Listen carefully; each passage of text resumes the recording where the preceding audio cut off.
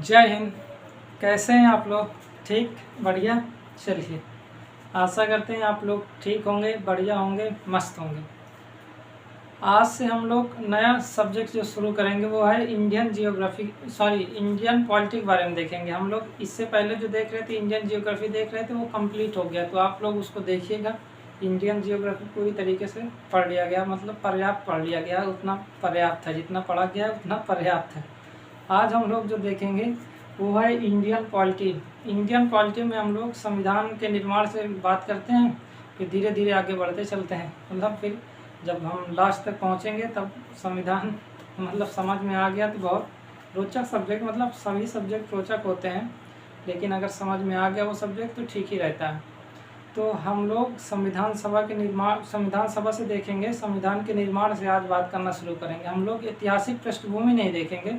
देखिए, कोई भी जैसे संविधान बनाने की प्रक्रिया आज मतलब जब भी बैठा कोई तब तो हुई नहीं 9 दिसंबर को। उससे पहले संविधान का विचार तो रहा ही होगा ना। इंग्लैंड में पहले ही बन चुका था, अमेरिका में पहले ही बन चुका था। तो और उससे भी पहले संविधान क्या है? संविधान क्या है? नियमों का दस्तावेज होता है। तो कोई भी सामाजिक व्यवस्था चलाने के लिए कोई ना कोई नियम, कायदे, कानून तो होंगे ही। हाँ, बशर्ते पहले नैतिक कानून रहे होंगे, फिर धीरे धीरे उसे व्यवस्थित करके एक कानून बना दिया गया, तो कानून के रूप में, नियम के रूप में बनाया गया, तो धीरे धीरे फिर संविधान बना। तो भारत मतलब अमेरिका में बना, इंग्लैंड में बना, तो भारत में भी वो विचार है। फिर इसके बाद भारत में भी जब देश आज़ाद हुआ तो उसके लिए कोई ना कोई नियम, कायदे, कानून तो चाहिए ही चलाने के लिए। तो उसके लिए संविधान मतलब सभा का गठन किया गया, फिर इसके बाद संविधान का निर्माण होगा। तो हम लोग ऐतिहासिक पृष्ठभूमि नहीं देखेंगे, क्योंकि जब अंग्रेज शासन कर रहे थे तो उस समय बहुत सारे कानून आए, तो वो कानून के बारे में हम नहीं देखेंगे। जैसे रेगुलेटिंग एक्ट आया, तो रेगुलेटिंग एक्ट के बारे में अभी हम नहीं बात करें। भारत शासन अधिनियम आया, भारत स्वतंत्रता अधिनियम आया, तो हम अभी इनके बारे में बात नहीं करेंगे। हम इसको देखेंगे, बाद में देख लेंगे। लेकिन आज हम देखेंगे वो संविधान के निर्माण के बारे में देखेंगे, मुख्य रूप से संविधान सभा के गठन के बारे में। मतलब संविधान सभा का गठन होगा तब तो संविधान का निर्माण होगा ना। चलिए, तो हम लोग थोड़ा सा संविधान का निर्माण के बारे में बात करते हैं, जिसे मेकिंग ऑफ द कॉन्स्टिट्यूशन कह सकते हैं आप।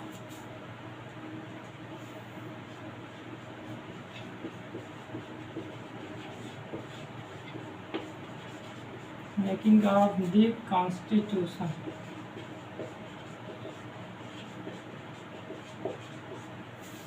तो संविधान के निर्माण में हम देखेंगे क्या? संविधान सभा के निर्माण के बारे में देखेंगे। संविधान को हम तो बाद में देखेंगे। इसमें समितियों के बारे में हम लोग देखेंगे। संविधान के निर्माण में हम लोग देखेंगे जैसे इसमें अध्यक्ष कौन थे, उपाध्यक्ष कौन थे, इसमें मतलब कितने सदस्य थे। इसके बाद फिर प्रारूप समिति क्या है। समितियाँ कई 8 बड़ी समितियाँ थी और छोटी छोटी समितियाँ थी, थोड़ा बहुत उसके बारे में देखेंगे। फिर इसके समाप्त होगा। फिर इसके बाद हम लोग देखेंगे कितने अनुच्छेद है भारतीय संविधान में, भाग कितने हैं, अनुसूचियाँ कितनी हैं, ये होता क्या है, ये सब के बारे में बात करेंगे। धीरे धीरे जैसे जैसे आगे बढ़ेंगे सभी बात होगी। अगर आप नए विद्यार्थी मतलब अभी आप पहली बार पढ़ रहे होंगे अगर इंडियन पॉलिटी या इंडियन कॉन्स्टिट्यूशन कहना ठीक होगा। पॉलिटी तो एक विस्तृत भाग होता है, उसके अंदर इंडियन कॉन्स्टिट्यूशन मतलब कॉन्स्टिट्यूशन उसी के अंदर होता है। तो हम कॉन्स्टिट्यूशन पढ़ेंगे, पॉलिटी तो नहीं। तो जब अगर पहली बार पढ़ रहे होंगे तो थोड़ा सा प्रश्न जो शब्दावलियाँ होंगी उसमें परेशानी होगी, लेकिन परेशान मत रहिए, सबके बारे में हम लोग बात करते हुए चलेंगे। एक एक शब्दावली जो कठिन होगी उन सबको देखते हुए चलेंगे। तो संविधान के निर्माण के बारे में बात करें ना। चलिए, तो यहाँ हम बात करते हैं कहाँ से कि भारत देश आज़ाद होगा। देश आज़ाद होगा तो नियम, कायदे, कानून चाहिए ना देश को चलाने के लिए। जिस प्रकार अगर अंग्रेज हैं तो उस अंग्रेजों ने भी तो कई सारे कानून लाए थे ना, पहले नहीं था। इसके बाद धीरे धीरे 1773 में रेगुलेटिंग एक्ट आया, फिर इसके बाद कानून धीरे धीरे आता चला गया। 10 वर्ष में फिर धीरे धीरे आता गया। तो इससे क्या हुआ, तो एक व्यवस्थित करने के लिए समाज को, भारत को व्यवस्थित करने, नियंत्रित करने के लिए कानून की आवश्यकता पड़ी। उसके लिए प्रशासन की आवश्यकता पड़ी, लोग की आवश्यकता पड़ी, पुलिस की आवश्यकता पड़ी। तो उसी प्रकार देश आज़ाद होगा। अंग्रेज गए तो कुछ नियम, कायदे, कानून तो होने चाहिए ना अपने देश को चलाने के लिए। तो उसको चलाने के लिए कुछ संविधान का निर्माण करना है। तो संविधान का विचार किसने रखा? सबसे पहले तो एम.एन. राव ने रखा, मानवेंद्र नाथ राय ने रखा। तो क्या कहेंगे कि 1934 में एम.एन.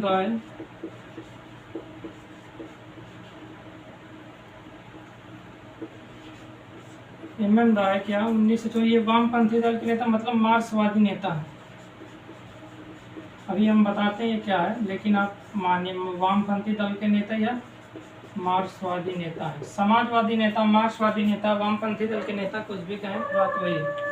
तो 1934 में एम.एन. राय कौन है, इसके बारे में हम लोग देखते हैं। 1934 में आप ये जानिए कि एम.एन. राय ने, मार्क्सवादी नेता जो है, इन्होंने क्या किया कि संविधान सभा या संविधान के निर्माण के लिए क्या किया, विचार रखा कि संविधान होना चाहिए। अगर देश आज़ाद होगा तो कोई ना कोई तो नियम कायदे कानून होने ही चाहिए चलाने के लिए। तो इसके लिए उन्होंने क्या कहा कि संविधान का निर्माण होना चाहिए, विचार रखें। इन्होंने कहा कि संविधान का निर्माण होना चाहिए, इसका विचार केवल इन्होंने दिया। अब थोड़ा सा देखते हैं, ये इनका नाम है मानवेंद्र नाथ राय हो गया, ठीक है, मानवेंद्र नाथ राय हो गए, मार्क्सवादी नेता। मार्क्सवादी ने मतलब जो कम्युनिस्ट पार्टी आप देखते हैं ना, तो कम्युनिस्ट पार्टी की स्थापना भारत में इन्होंने ही किया था। मार्क्सवादी पार्टी आप सुनते हैं ना, आप बंगाल में चले जाएंगे, मार्क्सवादी पार्टी है।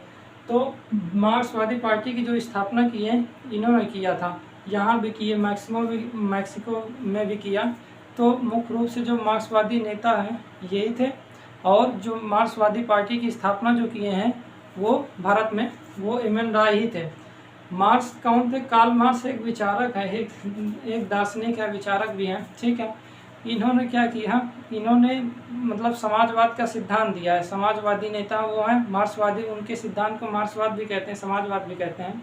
तो उन्होंने समाजवाद का कॉन्सेप्ट दिया। उनके शिष्य थे लेनिन, फिर उन्होंने 1917 में क्रांति हुई, और फिर समाजवाद की मतलब समाजवाद के दर पर ही दूसरी क्रांति हुई, और फिर इसके बाद वहाँ पास लेनिन शासन किए। तो एम.एन. राय भी मार्क्सवादी नेता है। ये आप ये जानिए, समाजवादी नेता है। समाजवादी का मतलब जो समाज के बारे में, जो दलित हो गया, पिछड़े वर्ग हो गए, इन सब के बारे में बात की जाती है, गरीबी के बारे में बात करते हैं, वो नेता जो होते हैं वो मार्क्सवादी नेता होते हैं। उस दृष्टिकोण के नेता, जरूरी नहीं, लेकिन उस दृष्टिकोण के मतलब जो उस दृष्टिकोण के होंगे वो मार्क्सवादी नेता होंगे, ठीक। इसके बाद दूसरी बात अगर हम कहें कि 1934 में जब विचार रखें, तो 1935 में कांग्रेस क्या की, कांग्रेस आधिकारिक तौर पर मांग की, संविधान के निर्माण की मांग की, आधिकारिक तौर पर मांग की कांग्रेस क्या है, आप जानते हैं कांग्रेस जो आज पार्टी है वो पहले किसी व्यक्ति की पार्टी नहीं थी, ये तो एक पार्टी थी पहले से, ठीक। तो मतलब आप जानते ही हैं कि कांग्रेस पार्टी थी। कांग्रेस पार्टी तो बहुत पहले ही स्थापित हो चुकी थी। भाजपा तो बाद में, अभी देश आज़ाद होने के बाद 1980 में आई, ठीक। तो कांग्रेस जो पार्टी थी इसने आधिकारिक रूप से मांग की, आधिकारिक रूप से संविधान के निर्माण की मांग रखी कि आप आधिकारिक रूप से कहिए कि संविधान का निर्माण करना। अंग्रेज शासन उस समय देखिए, अंग्रेज तो यहाँ से जाना चाह रहे थे। 1934-35 की बात थी, वो तो विश्व युद्ध हुआ, फिर इसके बाद वो परिस्थितियाँ भी बन गई, फिर तो जाना पड़ा ही। तो कांग्रेस क्या की, आधिकारिक रूप से मांग की कि संविधान का निर्माण होना चाहिए, ठीक है। तो मतलब उन्होंने भी कहा ठीक है, मतलब कांग्रेस जो थे यहाँ, जो ब्रिटिश संसद थी उसने भी कहा हाँ हाँ ठीक है, हम लोग मानेंगे, इस रूप में हुआ। तो इसके बाद 1938 में आप देखेंगे कि जवाहरलाल नेहरू, JLN लिख दे रहे हैं, JLN, जवाहरलाल नेहरू ने क्या किया, इन्होंने कहा कि संविधान का निर्माण जो होगा, और संविधान का निर्माण तो होगा ही, लेकिन संविधान के निर्माण के लिए एक संविधान सभा चाहिए। उस संविधान सभा में जो सदस्य आएंगे वह वयस्क मताधिकार के द्वारा आएंगे। इन्होंने कहा 1938 में, ये कांग्रेस के नेता हैं, कांग्रेस के उस समय नेता थे जवाहरलाल नेहरू। इन्होंने क्या किया कि वयस्क मताधिकार होगा, वयस्क, आप नए होंगे तो थोड़ा दिक्कत हो रही होगी। ये क्या है, वयस्क का मतलब ये हो गया कि एक एज लिमिट कर दी जाएगी कि इतने बाद व्यक्ति मैच्योर है और इसके बाद वो वोट दे सकता है, ठीक है। तो वोट देने का लिए एक एज निर्धारित कर दिया जाएगा, तो उसे वयस्क मताधिकार कह सकते हैं। तो इन्होंने क्या कहा कि जो संविधान सभा में लोग आएंगे वो वयस्क मताधिकार के द्वारा आएंगे। संविधान सभा में, अब ये बताइए, संविधान सभा में बहुत सारे लोग आएंगे, लेकिन ये लोग कैसे आएंगे? क्या ऐसे ही मतलब ऐसे ही आ जाएंगे, कोई भी व्यक्ति आकर बैठ जाएगा संविधान सभा में? ऐसा तो नहीं है। तो इन्होंने कहा, जवाहरलाल नेहरू ने कहा कि संविधान सभा में व्यक्ति जो आएंगे वो वयस्क मताधिकार के द्वारा आएंगे, कि वोट दिया जाएगा, जो वयस्क होंगे व्यक्ति उनसे वोट करवाया जाएगा, फिर उन वोट से चुने हुए व्यक्ति को हम कॉन्स्टिट्यूशन असेंबली में लाएंगे। ये बात किसने कहा? जवाहरलाल नेहरू। लेकिन ये हुआ नहीं, ये कहा ही गया था। जब संविधान सभा का निर्माण हो रहा था तब ये कह दिया गया 1938 में, लेकिन ऐसा पालन हुआ नहीं। जब संविधान बना तो कुछ लोगों द्वारा ही चुनकर वहाँ असेंबली में भेज दिया गया। ठीक है, ठीक। तो 1938 में यह हुआ। फिर बाद में अगस्त प्रस्ताव आया 1940 में। आप जानते हैं, आप लोग अभी परेशान बिल्कुल मत रहिए, वयस्क मताधिकार ये आगे देखेंगे, ठीक है। और इसके बाद जो अगस्त प्रस्ताव है इसके बारे में हम लोग देखेंगे, संवैधानिक पृष्ठभूमि जब देखेंगे तो सब आएगा। आप परेशान मत रहिए, बस आप थोड़ा सा रेफरेंस के रूप में जान लीजिए और कुछ नहीं। अभी इतना ही, आज ही तो शुरू करें हैं, अब आज ही तो सब नहीं जान जाएंगे ना, ठीक। तो 1938 में यह हुआ। तो 1940 में इनकी मांग को मांगते हुए अगस्त प्रस्ताव आया 1940 में। इन्होंने कहा ठीक है, इसमें कई सारे बातें कही गई थी। 1940 है, द्वितीय विश्व युद्ध शुरू हो गया था 1939 में। तो द्वितीय विश्व युद्ध शुरू हो गया था, फिर ब्रिटिश संसद ने बात मान ली थी। फिर इसके बाद अगस्त प्रस्ताव आया। अगस्त प्रस्ताव में कुछ थोड़ा टाल मटोल किया गया। टाल मटोल का मतलब यह हुआ कि पूरी बात नहीं मानी गई, थोड़ा बहुत बात मानी गई। तो इसके बाद 1942 में क्रिप्स मिशन आया, स्टेफर्ड क्रिप्स। 1942 में क्या हुआ? क्रिप्स मिशन आया, क्रिप्स मिशन आया। ये क्या था? स्टेफर्ड क्रिप्स, इसके मुख्य रूप से 3 सदस्य थे क्रिप्स मिशन में। स्टेफर्ड क्रिप्स जो थे वो ब्रिटिश संसद के कैबिनेट मंत्री थे। आपको मालूम होगा, भारत में जो शासन कर रही थी वो ब्रिटिश संसद कर रही थी। ब्रिटेन में जो संसद है वहाँ से कानून पारित होते थे, भी भारत पर लागू होते थे। यहाँ जो शासन करता था वो उनके प्रतिनिधि होते थे जो वायसराय कहलाते। तो वायसराय हुआ करते थे भारत में। ये वायसराय क्या होते थे? पूरा कानून देते, लेकिन जो कानून बनकर आता था वो ब्रिटिश संसद से बनकर आता था, जो इंग्लैंड में जो संसद थी वहाँ से बनकर आता था। तो वहाँ के कैबिनेट मंत्री थे क्रिप्स मिशन, जो स्टेफर्ड क्रिप्स थे, उनकी अध्यक्षता में क्रिप्स मिशन आया। इसमें 3 सदस्य थे। तो क्रिप्स मिशन आया, ठीक है। क्रिप्स मिशन को ना तो स्वीकार किया गया, स्वीकार का मतलब यह हुआ कि ना तो कांग्रेस ने स्वीकार किया ना तो मुस्लिम लीग ने। मुस्लिम लीग कहा कि हमको मतलब पाकिस्तान एक अलग देश चाहिए, लेकिन 2 संविधान सभा बननी चाहिए। लेकिन ये क्रिप्स मिशन में ऐसा माना नहीं गया, वो केवल एक ही संविधान सभा के पक्ष में थी। फिर इसके बाद आप जानेंगे 1946 में कैबिनेट मिशन आता है।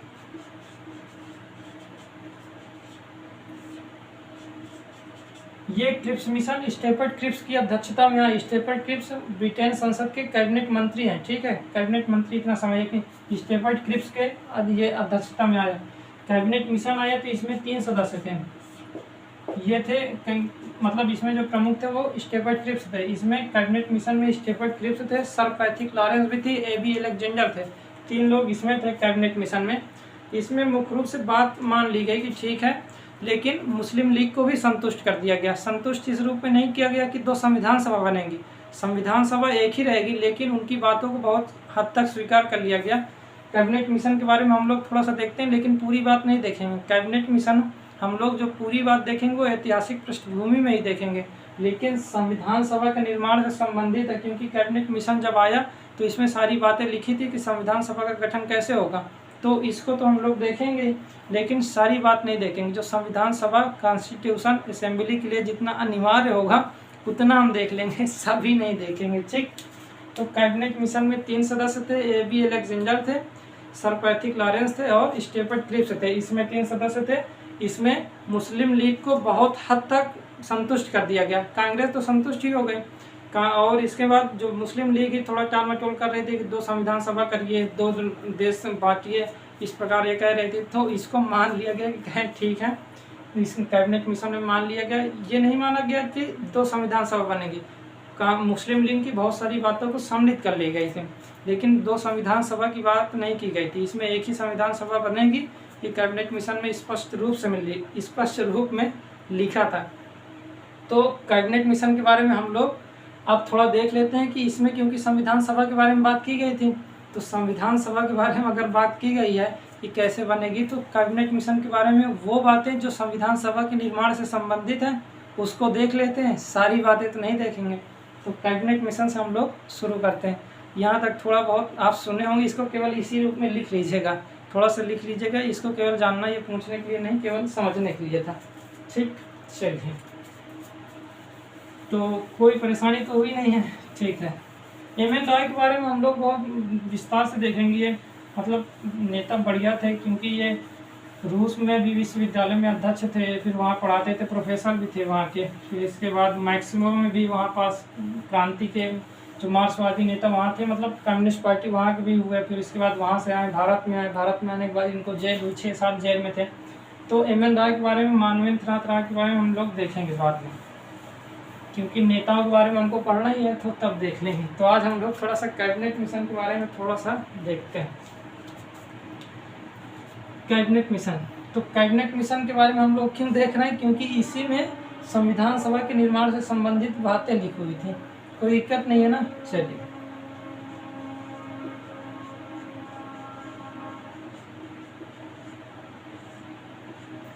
किसकी इसमें 3 व्यक्ति थे कैबिनेट मिशन में, तो लिख लीजिएगा। सर पैथिक लॉरेंस थे, स्टेफर्ड क्रिप्स थे और ए.बी. अलेक्जेंडर थे, ठीक। तो कैबिनेट मिशन में संविधान सभा के निर्माण के बारे में थी, तो आप यहाँ पास लिखिए संविधान सभा के निर्माण से संबंधित। संविधान सभा के निर्माण से संबंधित, निर्माण से संबंधित।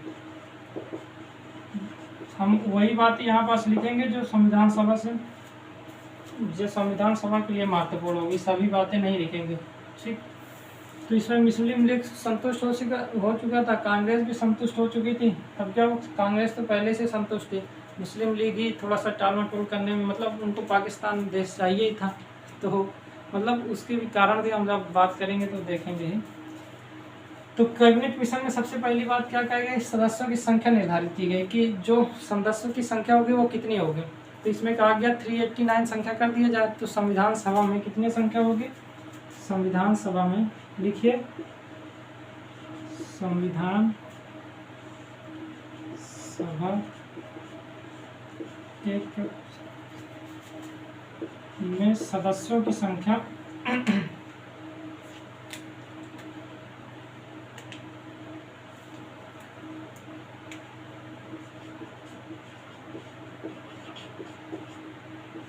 सदस्यों की संख्या कितनी होगी, 389 लिखिए, 389 होगी। तो संविधान सभा में जो सदस्यों की संख्या होगी, जो प्रतिनिधि होंगे उनकी संख्या कितनी होगी, 389 होगी।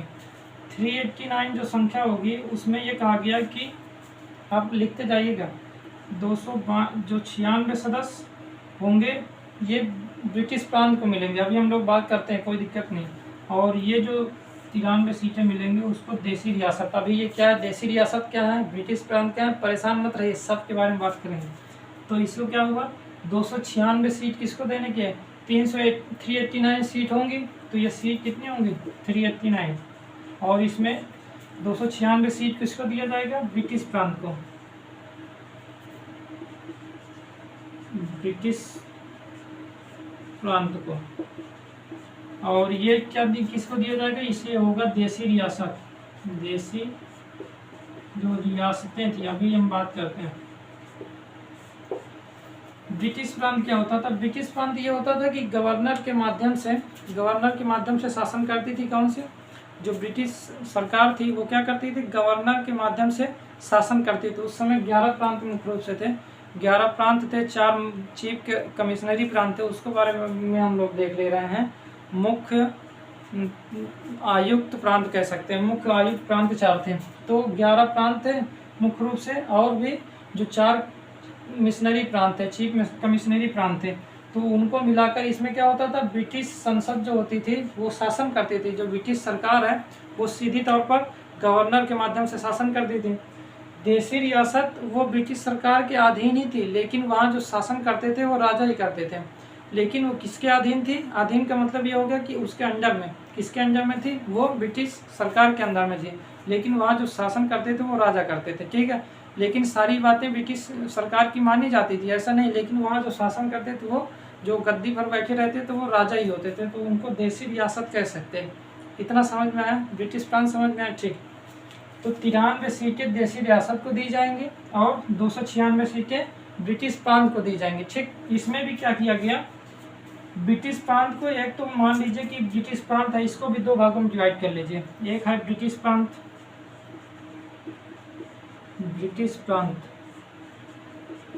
और एक है कमिश्नरी प्रांत।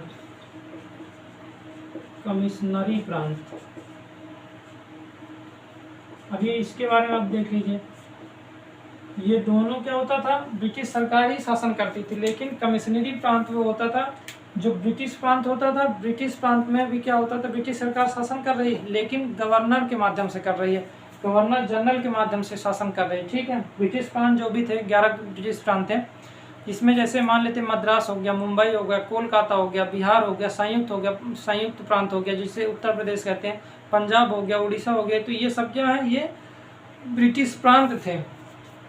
हैदराबाद हो गया, तो हैदराबाद देसी रियासत है। ठीक। तो ब्रिटिश प्रांत जो थे इसमें क्या हुआ, 296 सीटों में बंटवारा किया गया कि जो गवर्नर और गवर्नर जनरल के माध्यम से शासन किया जाएगा वो ब्रिटिश प्रांत होगा। जो कमिश्नरी प्रांत होंगे, कमिश्नरी प्रांत वे प्रांत होते थे जो आयुक्तों के द्वारा, जो कमिश्नर के द्वारा शासन किया जाता है, गवर्नर के द्वारा नहीं, कमिश्नर के द्वारा शासन किया जाता है। ठीक है। तो चीफ कमिश्नर शासन इसमें करते थे। 4 थे कमिश्नरी प्रांत। कितने थे? 4। एक था आप दिल्ली मान लीजिए, एक था अजमेर, एक था मारवाड़ और एक कुर्ग और बलूचिस्तान, ये 4 थे। तो कुर्ग और बलूचिस्तान एक हो गया, दिल्ली दूसरा हो गया, अजमेर तीसरा हो गया, मारवाड़ चौथा हो गया। तो 4 चीफ कमिश्नरी प्रांत थे। मुख्य कमिश्नरी प्रांत, जिसे मुख्य कमिश्नरी प्रांत कहते हैं, इसमें क्या करते थे, कमिश्नर शासन करते थे, लेकिन जो ब्रिटिश प्रांत होता था उसमें गवर्नर शासन करते थे। इतना समझ में आए? दोनों ब्रिटिश सरकार के अधीन ही हैं, लेकिन यहाँ पर शासन कर रहे हैं सचिव, मतलब कमिश्नर कर रहे हैं, आयुक्त यहाँ पर शासन कर रहे हैं, यहाँ गवर्नर शासन कर रहे हैं। ठीक। तो इनको सीट जो दी गई 292 और इनको सीट कितनी दी गई? 4, क्योंकि 4 थे। कौन कौन से? अजमेर, मारवाड़ और इसके बाद दिल्ली हो गया और कुर्ग और बलूचिस्तान। तो एक एक सीटें इनको दे दी गई और 296 सीटें किसको दे दी गई? ब्रिटिश प्रांत को दे दी गई। यहाँ तक कोई परेशानी नहीं। पहला बिंदु लिख लिए। ठीक है। क्या लिखे होंगे? संविधान सभा में सदस्यों की संख्या कितनी है? 389 है। ठीक है।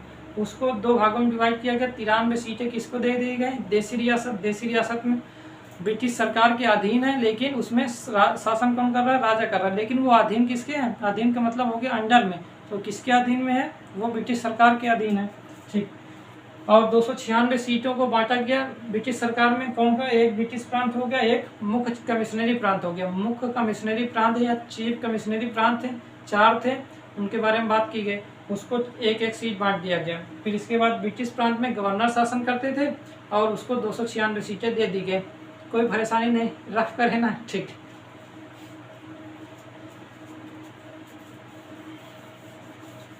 परेशान मत रहिएगा, सब मतलब समझ में आएगा सब। एक एक बातें आप इसी रूप में लिख लेंगे और फिर याद कर लीजिएगा। दूसरा इसमें क्या है, बिंदु लिखिए। क्या लिखेंगे? दूसरा बिंदु इसमें ये लिखिए कि अब ब्रिटिश प्रांत है, कुछ ब्रिटिश प्रांत छोटे हैं, कुछ ब्रिटिश जो चीफ कमिश्नरी प्रांत थे उसमें 4 सीटें, एक एक सीट दे दी गई, तो कोई परेशानी नहीं। जैसे अजमेर को 1 सीट दे दी गई, मारवाड़ को 1 सीट दे दी गई, दिल्ली को 1 सीट दे दी गई और जो कुर्ग और बलूचिस्तान है उसको 1 सीट दे दी गई। ये 4 सीटें वहाँ दे दी गई, तो कोई परेशानी नहीं हुई।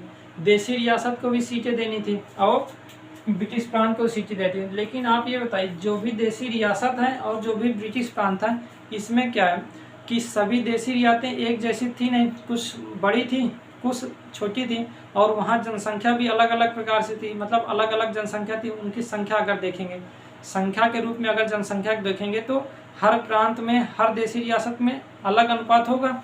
ठीक। तो ब्रिटिश प्रांत में क्या थे, ब्रिटिश प्रांत भी कुछ छोटे ब्रिटिश प्रांत थे, कुछ बड़े ब्रिटिश प्रांत थे और उनमें जनसंख्या आबादी भी अलग अलग थी। कुछ ब्रिटिश प्रांत में क्या थी, आबादी अत्यधिक थी। कुछ ब्रिटिश प्रांत में, जैसे आप जानते हैं कि आप मुंबई वाला क्षेत्र लीजिए, यहाँ घनी आबादी हुई तो यहाँ पास क्या हुआ, जनसंख्या अत्यधिक हो गया, बड़े मतलब बड़े ब्रिटिश प्रांत हुआ। लेकिन आप अगर बिहार लेंगे तो वहाँ छोटा हुआ, मतलब जनसंख्या कम हुई उस समय। तो इससे क्या हुआ कि सीटों का बंटवारा आप कैसे करें, तो सीटों के बंटवारे में परेशानी होगी ना कि किस प्रांत को कितनी सीट दे दी जाए। जैसे उत्तर प्रदेश की अगर बात करें इस समय, तो राज्यसभा की 33 सीटें और लोकसभा की 80 सीटें मान लें, तो सीटों का बंटवारा हुआ है। और आप देखेंगे विधानसभा की 403 सीटें, 403। तो आप ये बताइए कि ये जो सीटों का बंटवारा होगा तो कुछ जनसंख्या के आधार पर हुआ होगा या किसी न किसी आधार पर हुआ होगा। सीटों का बंटवारा कैसे होगा, जनसंख्या के आधार पर ही करते हैं। तो यहाँ भी यही कहा गया कि सीटों का बंटवारा कैसे होगा, तो जनसंख्या के आधार पर होगा, कोई दिक्कत नहीं। ठीक, तो दूसरा बिंदु क्या लिखेंगे, पर आप समझ में आ रहा है ना आप लोगों को? ठीक है, तो ब्रिटिश प्रांत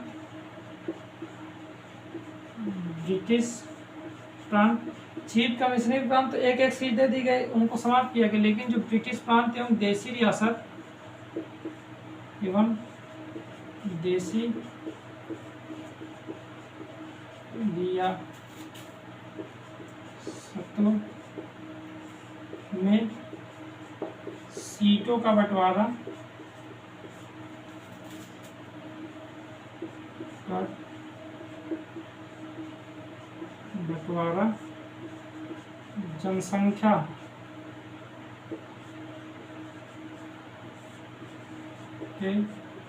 आधार पर की गई। ठीक है, जनसंख्या के आधार पर दी गई। ब्रिटिश प्रांत एवं देसी रियासतों में सीटों का बंटवारा जनसंख्या के आधार पर की गई। जनसंख्या के आधार पर की गई का मतलब यह हुआ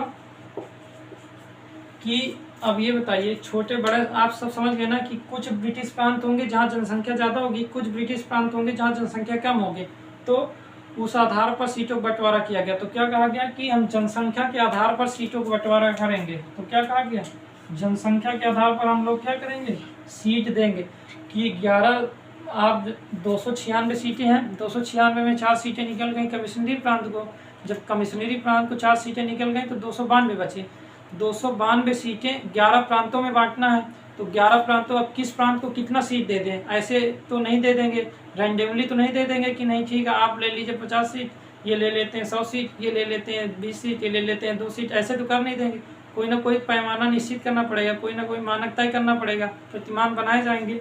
तो उसके लिए जनसंख्या का प्रतिमान या मानक तय किया गया कि जनसंख्या के आधार पर हम सीटों को बांटेंगे। तो कहा गया कि 10 लाख पर एक सीट का बांटेंगे। ठीक है, तो 10 लाख जनसंख्या पर एक सीट दी जाएगी। ठीक है, तो 10 लाख जनसंख्या पर एक सीट दी जाएगी। उस समय सबसे ज़्यादा जो सीट दी गई थी वो संयुक्त प्रांत को था, यूनाइटेड प्रोविंस को, जिसे उत्तर प्रदेश कहते हैं। ठीक है, उसको ही दिया गया था, यूपी को 55 सीटें लगभग इसके आसपास थी। महाराष्ट्र के पास लगभग 49 सीटें थी। तो इस प्रकार सीटों को बंटवारा किया गया। तो वो जनसंख्या के आधार पर सीटों को बांटा गया। इसको आप लिख लीजिएगा, 10 लाख जनसंख्या पर एक सीट दी जाएगी, ये कह दिया गया। ठीक, कोई दिक्कत तो नहीं हुई। ठीक है, तो ब्रिटिश प्रांत एवं देसी रियासतों में सीटों का बंटवारा जनसंख्या के आधार पर होगा। 10 लाख जनसंख्या पर एक सीट दी जाएगी। अब जितने भी प्रांत हैं उसके अनुसार जनगणना हुई थी। जनगणना तो होती रहती है, एक साल में, आप जानते ही हैं कि हर 10 साल में जनगणना होती है। लेकिन वर्ष कौन सा होगा, जिसके अंत में 1 होगा। तो 1941 इसके अंत में 1 है, तो इसमें जनगणना हुई। 1951 में जनगणना हुई। तो 1941 में जनगणना हुई तो प्रांतों के अनुसार हुई, और इसके बाद उसी अनुसार सीटों का बंटवारा कर दिया गया कि इस प्रांत में इतनी जनसंख्या है, उसी के अनुसार क्या कर दिया गया, सीटों का बंटवारा या सीट दे दी गई। ठीक है, उस प्रांत को उतनी सीट दे दी गई। जैसे आप जब संयुक्त प्रांत को 55 सीटें मिल गए, तो इसी प्रकार कुछ को 40 सीटें मिली, कुछ को 49 सीटें मिली, कुछ को 30 सीटें मिली, कुछ को 5-5 सीटें मिली, 3 सीटें भी मिली, 1 सीट भी मिली। तो ब्रिटिश प्रांत एवं देशी रियासतों में सीटों का बंटवारा जनसंख्या के आधार पर किया गया। 10 लाख जनसंख्या पर एक सीट दी जाएगी, ये कहा गया। कोई दिक्कत नहीं। ठीक, तीसरा बिंदु क्या लिखेंगे, तो पहला बिंदु समझ में है, दूसरा समझ में। अब तीसरा, अब ये बताइए कि अब सीट का बंटवारा तो चलिए हम 10 लाख पर कर देंगे, लेकिन हर प्रांत में जनसंख्या मतलब धर्म के लोग, अलग अलग धर्म के लोग रह रहे हैं। जैसे मुस्लिम रह रहे हैं, सिख रह रहे हैं, हिंदू लग रहे हैं, बौद्ध रह रहे हैं, जैन रह रहे हैं, तो अब ये बताइए, अब इनको भी तो अनुपात में बांटना होगा ना, इनको सीट, ऐसा नहीं कि सीट यहाँ दे दी गई, रैंडमली कोई भी तो नहीं चुन लेगा। रैंडमली कोई चुनने का मतलब ये होगा कि किसी राज्य में, किसी भी प्रांत में यदि हिंदू भी हैं, मुस्लिम भी हैं, तो उनमें भी तो सीट का बंटवारा किया जाएगा। तो उनमें भी सीट का बंटवारा होगा, तो 10 लाख जनसंख्या के आधार पर ही सीट की, मुस्लिम सीट को इतनी दे दी जाएगा, हिंदुओं को इतनी सीट दी जाएगी और सिखों को इतनी सीट दे दी जाएगी। तो वो भी जनसंख्या के आधार पर होगा। लेकिन ब्रिटिश प्रांत में जो जनसंख्या का मतलब, जो ब्रिटिश प्रांत में जो सीटों का बंटवारा होगा वो 3 भागों में होगा। तो आप लिखिए ब्रिटिश, इसको आप लिख लीजिए ब्रिटिश प्रांतों में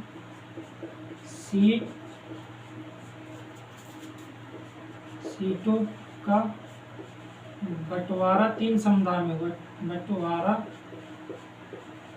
3 भाग में हुआ या 3 समुदाय में हुआ, जो भी लिखना चाहें, 3 भाग में हुआ। पहला भाग तो यह गया कि मुस्लिम में, ठीक, कि मुस्लिमों को सीट दी जाएगी, लेकिन दी कैसे जाएगी, 10 लाख जनसंख्या के आधार पर ही दी जाएगी। दूसरा सिख हो गए, सिख के आधार पर दिया जाएगा। और तीसरा हो गया समान। समान में कौन होंगे, जो मुस्लिम और सिख नहीं होंगे उनको समान में मान लिया गया। तो तीसरा हो गया मतलब सामान्य, क्या लिखिए, सामान्य।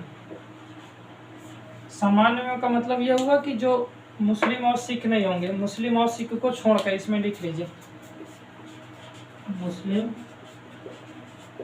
और सिख को छोड़कर,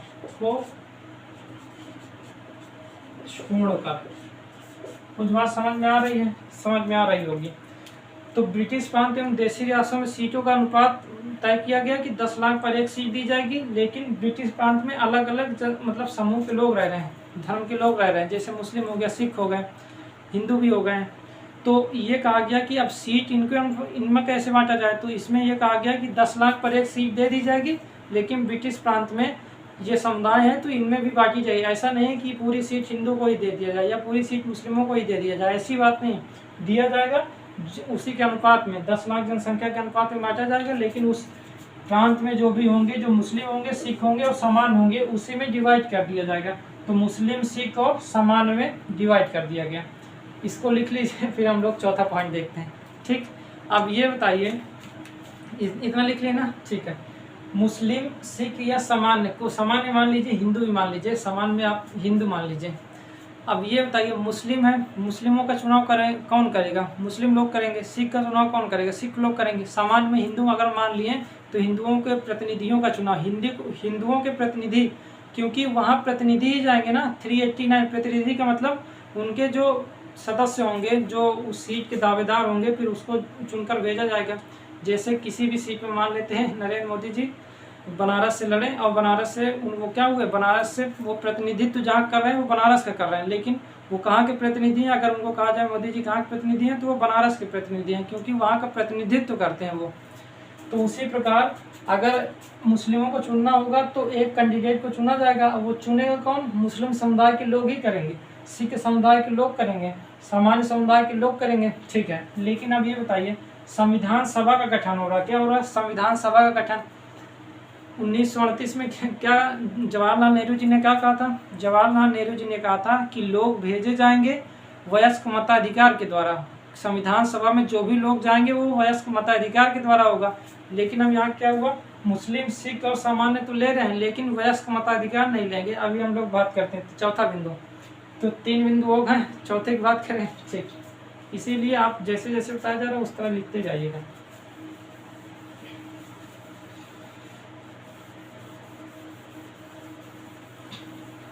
चौथा बिंदु क्या लिखेंगे,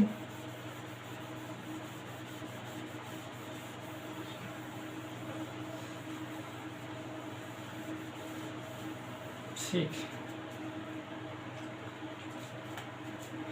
चौथा बिंदु कि ये कहा गया कि प्रांतीय असेंबली होती थी। देखिए, आप जानते हैं 1919 के अधिनियम और 1900, आप नहीं जानते होंगे तो हम लोग देखेंगे, लेकिन आप जान लीजिए 1909, 1919 और 1935 के अधिनियम में प्रांतीय असेंबली बना, मतलब प्रांतीय असेंबली में लोग को भेजा जाने लगा, मतलब भारतीय समुदाय के लोगों को भेजा जाने लगा। 1919 में ज़्यादा हुआ, फिर 1935 में फिर और उसका विस्तार किया गया। फिर इसके बाद मतलब ऐसा नहीं है कि जो राष्ट्र की असेंबली थी उसमें भी सम्मिलित किया गया, प्रांतीय असेंबलियों में भी सम्मिलित किया जाए, निर्वाचन भी होना शुरू हो गया, निर्वाचित होने लगे लोग। तो प्रांतीय असेंबली में लोग जाने लगे थे पहले ही अधिनियम के द्वारा, 1935-1919 के अधिनियम के द्वारा पहले ही प्रांतीय असेंबलियों में जो स्थानीय लोग हुआ करते थे वो पहुंचने लगे थे। ठीक है, ये बात आप याद रखिएगा, उसी अनुसार ये आगे चलेगा। ठीक, प्रांतीय असेंबली, प्रांतीय असेंबली का मतलब समझ रहे हैं, प्रांत में जैसे आप विधानसभा समझ लीजिए, विधानसभा प्रांतों के लिए क्या हुआ, एक असेंबली है। ठीक है, लोकसभा क्या हुआ, लोकसभा राज्यसभा वहाँ की है, केंद्र की। लेकिन अगर प्रांत की बात करें तो आप विधानमंडल मान लीजिए, विधानसभा, विधान परिषद, इस तरह। तो प्रांतीय असेंबली, प्रांतीय असेंबली में जो भी समुदाय होगा, अगर सीट दिया गया है, मान लेते हैं 20 सीट मुस्लिमों को दी गई है, तो 20 सीट जो मुस्लिमों को दी गई है वो प्रांतीय असेंबली में जो मुस्लिम लोग होंगे वही चुनेंगे उन लोग 20 लोगों को। वयस्क मताधिकार द्वारा नहीं किया गया है, लेकिन चुने कौन, प्रांतीय असेंबली में जो लोग गए हैं वो लोग चुन के भेज देंगे। ठीक है, समझ में आ रहा है? ठीक है, तो प्रांतीय असेंबलियों में जो समुदाय, जिस प्रांतीय असेंबलियों में जिस समुदाय के लोग, जिस समुदाय के लोग हैं वे अपने प्रतिनिधियों का चुनाव करेंगे, अपने प्रतिनिधियों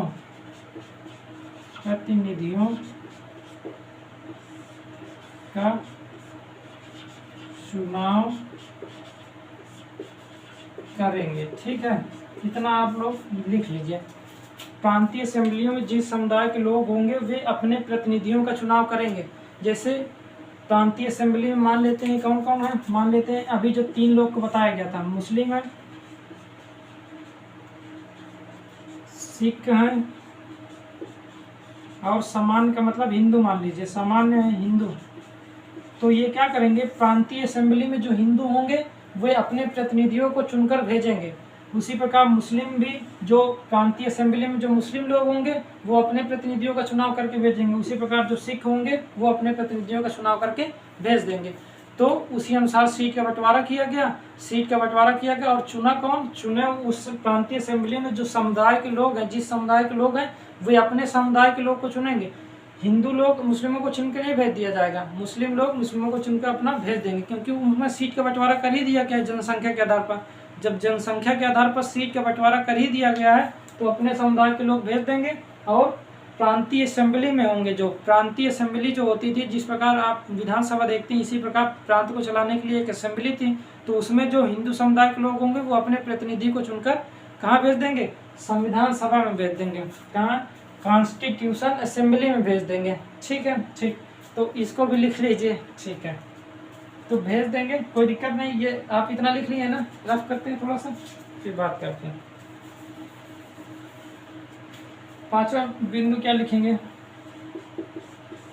तो ये तो हो गया, कहाँ की बात हो गई, ये तो ब्रिटिश प्रांत की बात हो गई। अब बचे देशी रियासत।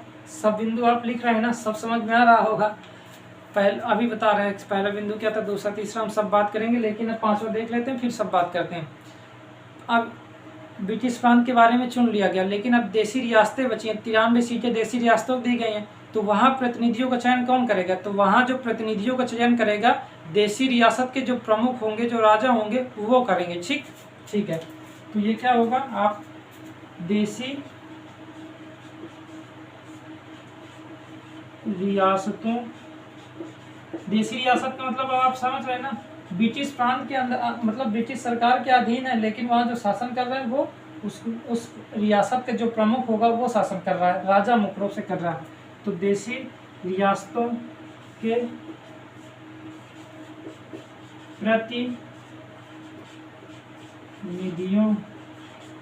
प्रतिनिधि का मतलब आप समझ रहे हैं ना, कि जो उसको रिप्रेजेंट करता है, उस राज्य को रिप्रेजेंट करता है। मान लेते हैं कोई लोकसभा की सीट से लड़ा, लोकसभा की सीट का जो व्यक्ति रिप्रेजेंट करेगा उसको हम चुनकर कहाँ भेज देते हैं, अपने लोकसभा सीट पर भेज देते हैं। जैसे आप बनारस से मोदी जी को चुनकर भेज दिया गया, तो इसका क्या हुआ कि वो वहाँ को रिप्रेजेंट कर रहे हैं, किस, बनारस को। ठीक, तो देशी रियासतों के प्रतिनिधियों का जो चयन होगा, चयन कौन करेगा? चयन रियासतों के प्रमुख करेंगे, ठीक है, रियासतों के प्रमुख करेंगे, प्रमुख करेंगे, ठीक है, कि उस रियासत के जो प्रमुख होंगे, जो मुख्य रूप से जो वहाँ के प्रमुख होंगे, जो शासन कर रहे होंगे, वो क्या करेंगे? अपना एक प्रतिनिधि संविधान सभा में भेज देंगे। कि इसलिए भेजेंगे संविधान सभा में अपने प्रतिनिधि इसलिए भेज दिए कि अब हम मतलब अपने देशी रियासत के बारे में भी हम लोग जो भी अधिकार चाहेंगे रखवा सकते हैं। तो कोई परेशानी हुई उसको भी तो रखवा सकते हैं। जैसे हम लोग अलग अलग क्षेत्र से लोग क्यों भेज रहे हैं, एक ही स्थान से सबको भेज दें, ऐसा नहीं। पूरे क्षेत्र में परेशानी अलग अलग है, वहाँ के लोग हैं, उनकी परेशानी समस्याएं अलग अलग हैं, तो अलग अलग स्थान से जाएंगे चुनकर, तो वो लोग उनकी परेशानियों को वहाँ बताएंगे, फिर उसके अनुसार से समाधान किया जाएगा। अब एक ही स्थान से ढेर की तरह उठा के एक जगह पर भेज दिए, तब क्या हुआ? एक ही स्थान की समस्या सुलझ गई, लेकिन पूरे भारत में बढ़ गई। ठीक, तो देशी रियासतों के प्रतिनिधियों का चयन रियासतों के प्रमुख करेंगे। इतना समझ में आया? रियासत के प्रमुख मुख्य रूप से राजा ही होंगे जो, ठीक। देशी रियासतों के प्रतिनिधियों का चयन रियासत, जैसे हैदराबाद हो गया, जम्मू कश्मीर हो गया, ये सभी रियासतें थी। अब ये ठीक है, जूनागढ़ हो गया, तो ये सभी रियासतें हैं। तो अब आप ये बताइए, ये रियासतें क्या होंगी? अपना प्रतिनिधि यहाँ भेज देंगे। जिस रियासत को जितनी सीट मिली होगी उसी अनुसार वो प्रतिनिधियों को कहाँ भेज देंगी? संविधान सभा में भेज देगी। और प्रतिनिधि यहाँ कैसे 93 सीटें दी गई हैं, और अलग अलग देशी रियासतें हैं, देशी रियासतें कई ढेर सारी हैं। तो देशी रियासतों को जो सीट दी गई होगी उनकी जनसंख्या के आधार पर ही दी गई होगी। जो दूसरा बिंदु लिखवा है कि 10 लाख पर एक सीट दे दी जाएगी। तो देशी रियासतों में मान लेते हैं कि 20 लाख जनसंख्या एक देशी रियासत है, जहाँ 20 लाख जनसंख्या है, तो वहाँ 2 सीट दे दी गई। जहाँ 50 लाख जनसंख्या, वहाँ 5 सीटें दे दी गई। इस प्रकार जनसंख्या के अनुसार 10 लाख पर एक सीट देना था, तो उसी अनुसार देशी रियासतों को सीट दे दी गई। कहीं 1 सीट, कहीं 2 सीट, कहीं 5, कहीं 10। इसी अनुसार जो 93 सीटें हैं उसको वितरित कर दी गई सभी देशी रियासतों में। और देशी रियासत के जो प्रमुख होंगे वो अपने प्रतिनिधि को चुनकर स्वयं भेजेंगे। वहाँ पास ऐसे जनसंख्या नहीं चुनेगी कि मुस्लिम, हिंदू ये सब नहीं चुनेंगे। वहाँ के जो प्रतिनिधि होंगे, जो राजा होंगे, जो प्रमुख होगा देशी रियासत का, वो चुन के भेज देगा। प्रांतीय असेंबली में ऐसा किया गया कि जो उस समुदाय के लोग होंगे वो अपने समुदाय के प्रतिनिधियों को चुनकर कहाँ भेज देंगे? संविधान सभा में भेज देंगे। ठीक, इतना समझ में आया? ठीक, 5 बिंदु आप लिख लिए हैं, यहाँ तक कोई दिक्कत नहीं। ठीक है, पहला बिंदु क्या था? पहला बिंदु ये था कि जो संविधान सभा की जो संख्या होगी वो 389 होगी। 389 को 2 भागों में डिवाइड किया गया। एक 93 सीटें जो देशी रियासत को मिलेंगे, 296 सीटें जो ब्रिटिश प्रांत को मिलेंगी। ब्रिटिश प्रांत में एक गवर्नर द्वारा जो संचालित हो रहा होगा प्रांत, उसको 296 सीटें दी गई। और जो कमिश्नर द्वारा, चीफ कमिश्नर द्वारा क्या किया जा रहा होगा, संचालन कर रहा होगा, तो उसको 4 सीटें बांट दी गई। इतनी बात समझ में? ठीक है। दूसरा कहा गया कि सीटों का बंटवारा होगा लेकिन जनसंख्या के आधार पर होगा। जहाँ पर जितनी जनसंख्या होगी उसी अनुपात में हम सीट बांट देंगे। तो ब्रिटिश प्रांत और देशी रियासतों में जनसंख्या के आधार पर क्या हुआ? सीटों को बांटा गया। 10 लाख पर एक सीट दे दी गई। ठीक है, फिर इसके बाद अब आप बताइए, ब्रिटिश प्रांत में कई सारे हिंदू, सिख होंगे, सामान्य लोग होंगे, जिसे मुस्लिम हिंदू मान लीजिए, तो मुस्लिम हो गए, सिख हो गए, हिंदू हो गए, ये सभी लोग हैं। तो इनमें भी सीटों का बंटवारा उनसे जनसंख्या के आधार पर कर दिया गया। चुनाव कैसे होगा? तो प्रांतीय असेंबली में, ये जो लिखा है, प्रांतीय असेंबली में जो उस समुदाय के लोग होंगे वो चुनकर अपने प्रतिनिधि संविधान सभा में भेज देंगे। इस प्रकार देशी रियासत के लोग कैसे चुने जाएंगे? जो प्रतिनिधि चुने जाएंगे वो देशी रियासत के जो प्रमुख होंगे वही चुनकर भेज देंगे। यहाँ तक कोई दिक्कत नहीं, आगे चले ना? ठीक, इतना लिख लीजिएगा। ठीक है, देखिए ज़्यादा कठिन तो है नहीं, आप लोग केवल सुनना है और इसी तरह लिख लेना है।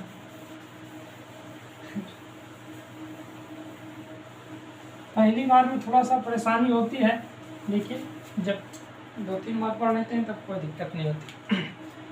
इतनी बात समझ में आई संविधान सभा कैबिनेट मिशन के बारे में? इतनी बात समझ में? ठीक है, अब कुछ बिंदु और लिख लीजिए इसके अतिरिक्त। संविधान सभा के निर्माण में इतना महत्वपूर्ण है, लेकिन अब क्या हुआ?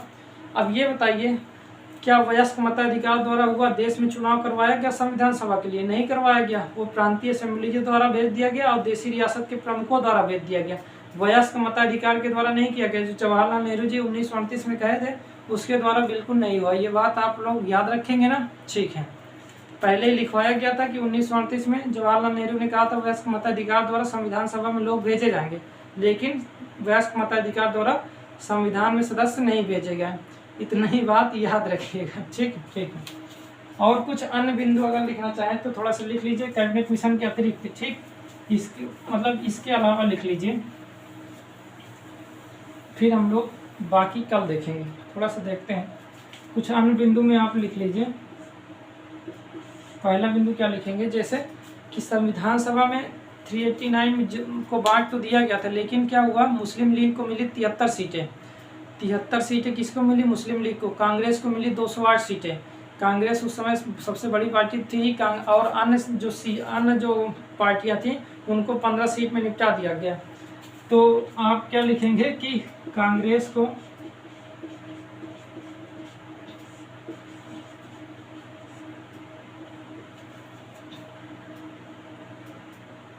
और मुस्लिम लीग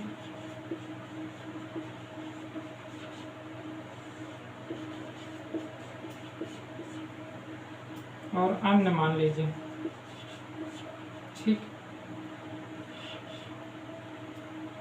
292 सीटें, 292 96 सीटें तो थी, तो आप मान लीजिए कि 389 थी, 389 में किया गया 93 सीटें दी गई देसी रियासत को, 296 सीटें किसको दी गए,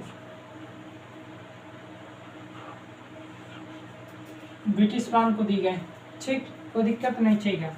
तो मुस्लिम लीग को कितनी, कांग्रेस को कितनी मिली, 208 सीटें, इसको मिली 73 सीटें और इसको मिले 15 सीटें, ठीक है। देसी रियासत को 93 सीटें दे ही गई हैं।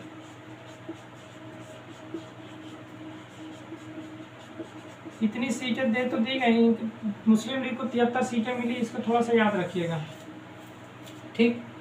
अन्य हो गए 15, अन्य पार्टियां जो थी, मुस्लिम देसी रियासत को 93 सीटें दे ही गई, लिखवा ही दिया गया है। तो कांग्रेस को 208 सीटें मिल गई थी, संविधान सभा में पहुंचने के लिए 208 सीटें, 208 प्रतिनिधि मुख्य रूप से पहुंचा दिया गया। मुस्लिम लीग को 73 सीटें मिली कि आप 73 प्रतिनिधियों को यहाँ भेजिए, और अन्य हो गए 15 सीटें।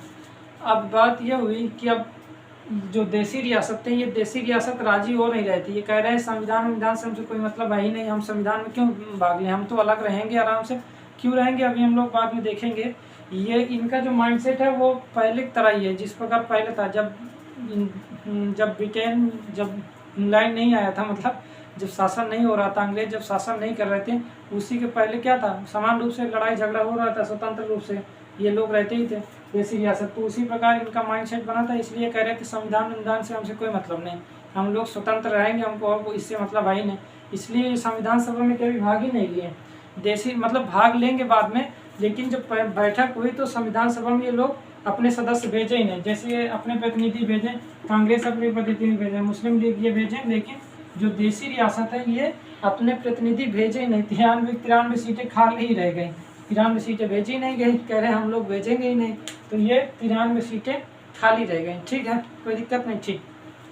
दूसरा बिंदु आप लिखिए, संविधान सभा में सभी जितनी बड़ी बड़ी हस्तियां थी वो सभी शामिल हुई थी। जैसे आप कोई भी नाम, आप BR अम्बेडकर जी की बात करें, जवाहरलाल नेहरू जी की बात करें, पटेल जी की बात करें, JP कृपलानी जी की बात करें, HBR अयंगर जी की बात करें, राजेंद्र प्रसाद जी की बात करें, तो ये सभी लोग क्या हुए थे संविधान सभा में। SC मुखर्जी हो गए, HBR अयंगर हो गया, BN राव हो गए, ये सभी लोग संविधान सभा में भाग लिए थे, लेकिन गांधी जी भाग नहीं लिए थे, महात्मा गांधी जी इसमें भाग नहीं लिए थे। सभी महान हस्तियाँ जितनी भी थी, बड़ी बड़ी हस्तियाँ थी, ये सब लोग शामिल हुए थे किसमें, संविधान सभा में, लेकिन गांधी जी अपवाद के रूप में शामिल नहीं हुए थे, ठीक। तो गांधी जी संविधान सभा में शामिल नहीं हुए, इसको लिख लीजिए, गांधी जी संविधान सभा में शामिल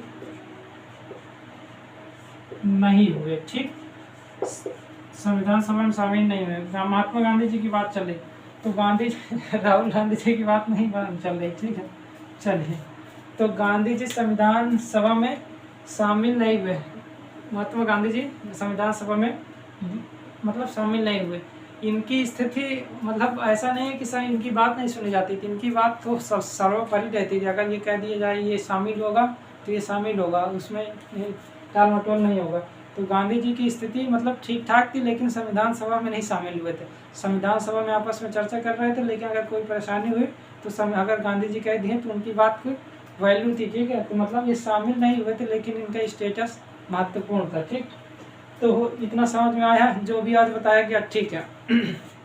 अब हम लोग क्या देखेंगे, कल हम लोग थोड़ा सा फिर अब संविधान सभा की बैठक से देखेंगे। 9 दिसंबर 1946 को संविधान सभा की पहली बैठक शुरू हुई। 13 दिसंबर को उद्देश्य प्रस्ताव आया। 22 जनवरी को पारित हुआ 1947 को। तो हम लोग सबके बारे में कल देख लेते हैं। कौन अध्यक्ष था? डॉक्टर राजेंद्र प्रसाद अध्यक्ष थे, स्थायी अध्यक्ष थे। अस्थायी अध्यक्ष सच्चिदानंद सिन्हा थे, डॉक्टर सच्चिदानंद सिन्हा थे। जो सचिव थे संविधान सभा के वे HBR अयंगर थे। जो संवैधानिक सलाहकार थे, जो सलाह दे रहे थे, मुख्य रूप से BN राव। और ये थे प्रारूप समिति के अध्यक्ष थे BR अम्बेडकर जी थे। इसके इन सब के बारे में हम लोग देखेंगे कि VT कृष्णाचार्य उपाध्यक्ष थे, ठीक है। SC मुखर्जी उपाध्यक्ष थे, 2 उपाध्यक्ष थे, ठीक है। SC मुखर्जी और डॉक्टर SC मुखर्जी और VT कृष्णाचार्य ये क्या थे? उपाध्यक्ष थे। तो इनके सब के बारे में हम लोग कल देख लेते हैं। फिर उद्देश्य प्रस्ताव के बारे में थोड़ा बहुत देख लेंगे, कल उसको देखते हैं। फिर इसके बाद धीरे धीरे आगे बढ़ते जाएं। आप लोग बिल्कुल परेशान मत रहिएगा, जैसे जैसे बता रहे हैं उसी अनुसार पढ़ते जाएंगे तो समझ में आता जाएगा, ठीक। कैसा लगा इसको बताएंगे। आप इंडियन जियोग्राफी कंप्लीट देखना हो तो प्लेलिस्ट में जाइए कि कंप्लीट इंडियन जियोग्राफी पढ़ी हुई है, उसको देख लीजिएगा, ठीक। तो हम लोग कल मिलेंगे। कैसा लगा आप लोग बता ज़रूर दीजिएगा, ठीक है। Okay bye.